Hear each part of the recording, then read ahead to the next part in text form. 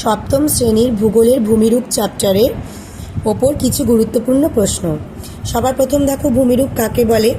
এই পৃথিবীর উপর সব জায়গায় একই রকম নয়, কোথাও উঁচু, কোথাও ঢেউ খেলানো, কোথাও নিচু বা সমতল পৃথিবী পৃষ্ঠের ভূমির এই বৈচিত্র্যকে ভূমিরূপ বলে। নেক্সট দেখো, পৃথিবীর ওপর বিভিন্ন ভূমিরূপ সৃষ্টি কয় প্রকার ও কী কী? পৃথিবীর ওপর কোথাও পর্বত, কোথাও মালভূমি, আবার কোথাও সমভূমি। এই সমস্ত রকম ভূমিরূপ মূলত দুরকম শক্তির দ্বারা তৈরি হয়েছে। একটা হলো পৃথিবীর ভেতরকার শক্তি বা অভ্যন্তরীণ শক্তি, অন্যটা বাইরের শক্তি বা বহির্জাত প্রক্রিয়া। কয়েকটি নবীনভঙ্গিল পর্বতমালার নাম। এশিয়া মহাদেশের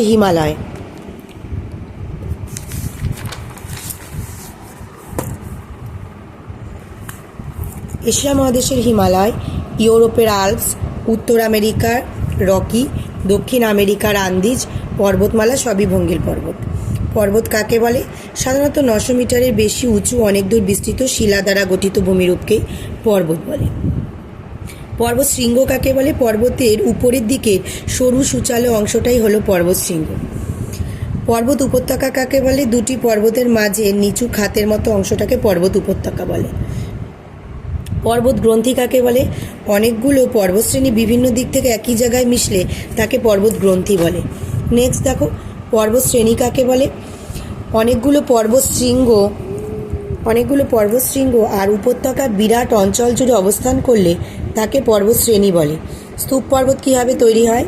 ভূ আলোড়নের ফলে ভূপৃষ্ঠে অনেক সময় ফাটল সৃষ্টি হয়। ফাটলগুলো মাঝের ভূখণ্ডের নিচে বসে গিয়ে মাঝখানের ভূখণ্ড স্তূপের মতো উঠে যে পর্বত সৃষ্টি করে তাকেই বলে স্তূপ পর্বত। ভারতের সাতপুরা, জার্মানির ব্ল্যাক ফরেস্ট, ফ্রান্সের ভোজ। নেক্সট দেখো, আগ্নেয় পর্বত কীভাবে সৃষ্টি হয়, উদাহরণ দাও। অগ্নুৎপাতের সময় প্রচুর লাভা, ছাই, ছোট ছোট পাথর বেরিয়ে এসে জমা হয়ে শঙ্কুর মতো এক রকমের পর্বত সৃষ্টি হয় যাকে বলে আগ্নেয় পর্বত। উদাহরণ, ইটালির ভিসুভিয়াস, এটনা, আফ্রিকার কিলিমাঞ্জারো, জাপানের ফুজিয়ামা, ইন্দোনেশিয়ার ক্রাকাতোয়া। ব্ল্যাক ফরেস্ট কী জাতীয় পর্বত? স্তূপ জাতীয় পর্বত। কয়েকটি মহাদেশীয় মালভূমির নাম। দক্ষিণ আফ্রিকা, পশ্চিম অস্ট্রেলিয়া, আন্টার্কটিকা, গ্রিনল্যান্ড। কয়েকটি লাভা গঠিত মালভূমির নাম। ভারতের দাক্ষিণাত্য মালভূমি, মালব মালভূমি। মালভূমি কাকে বলে? মালভূমিকে কেন টেবিলল্যান্ড বলা হয়? আশেপাশের অঞ্চলের সাপেক্ষে হঠাৎ উঁচু, সাধারণত 300 মিটারের বেশি উঁচু বিস্তীর্ণ ভূভাগ যার চারিদিকে খাড়া ঢাল আছে, এইরকম ভূমিরূপ হলোই মালভূমি।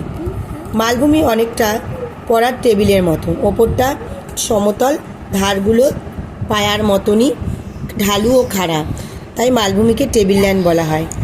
কোনো মালভূমিকে পৃথিবীর ছাদ বলা হয় এবং কেন? পামির মালভূমিকে বলা হয় পৃথিবীর ছাদ। 4,873 মিটারের উচ্চতা, পৃথিবীর সর্বোচ্চ মালভূমি বলা হয়, তাই একে পৃথিবীর ছাদ বলা হয়। এটা পৃথিবীর সর্বোচ্চ মালভূমি। লোয়েস সমভূমি কোথায় দেখা যায়? মরুভূমি অঞ্চলে দেখা যায়। কয়েকটি বিখ্যাত সমভূমির নাম। প্রায় প্রতিটি মহাদেশেই বিস্তীর্ণ সমভূমি আছে, যেমন এশিয়ার গাঙ্গেয় সমভূমি, আফ্রিকার নীলনদের সমভূমি, উত্তর আমেরিকার পেইরি, দক্ষিণ আমেরিকার প্রম্পাস। মানব জীবনে সমভূমির প্রভাব আলোচনা করো। একটা ব্রড কোশ্চেন। দেখো, তোমাদের সমভূমির প্রভাব, মালভূমির প্রভাব, পর্বতের প্রভাব, এগুলো কিন্তু ব্রডে আসে। প্রথমে দেখো, কৃষিকাজ। সমভূমি অঞ্চলে উর্বর পলিমাটি গঠিত হয় বলে পৃথিবীর অধিকাংশ কৃষিকাজ এই অঞ্চলেই হয়। এই অঞ্চলে প্রচুর পরিমাণে ধান, গম, তৈলবীজ, পাট, জাল জাতীয় শস্য, আখ, আলু, শাকসবজির চাষ হয়। এখানকার অধিবাসীদের প্রধান জীবিকা কৃষিকাজ। পশুপালন। কৃষিকাজের পাশাপাশি এখানকার অধিবাসীদের অপর জীবিকা পশুপালন। সাধারণত গবাদি পশু, মোষ, ছাগল এগুলো পালন হয়ে থাকে। দুধ, চামড়া ও অন্যান্য পশুজাত দ্রব্য বিক্রয় করে অর্থ উপার্জন করে। নেক্সট দেখো, শিল্প কি? শিল্পের প্রয়োজনীয় কাঁচামালের সহজলভ্যতা, উন্নত পরিবহন ব্যবস্থা, চাহিদাযুক্ত বাজার সমভূমি অঞ্চলে থাকার। এখানে ধাতব কৃষিকাজ উভয় প্রকার শিল্পই স্থাপিত হতে দেখা যায়। জীবন ধারণের জন্য অনুকূল পরিবেশ। পৃথিবীর প্রায় 90% লোক সমভূমি অঞ্চলে বাস করে, শুধুমাত্র জীবন ধারণের পক্ষে অনুকূল প্রাকৃতিক, সামাজিক, অর্থনৈতিক পরিবেশে থাকার জন্য। শহরের পত্তন।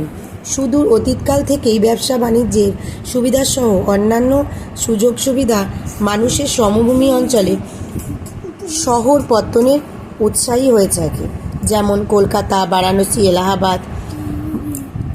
মালভূমি অঞ্চলে অর্থনৈতিক গুরুত্ব আলোচনা করো। মালভূমি অঞ্চলে অর্থনৈতিক গুরুত্ব দেখো। খনিজ সম্পদের ভাণ্ডার।